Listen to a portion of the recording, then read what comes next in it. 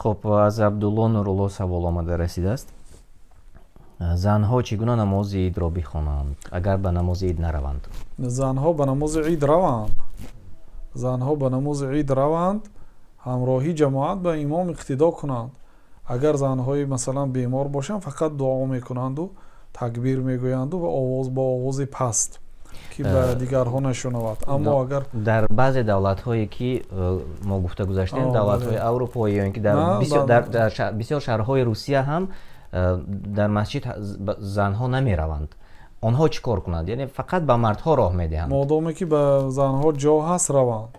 نه فقط در دولت های مثلا کفر. افسوس که در دولت هایی که اهالیش مسلمان نشین هم برای زنها اجازت نیست رفتن به مسجد.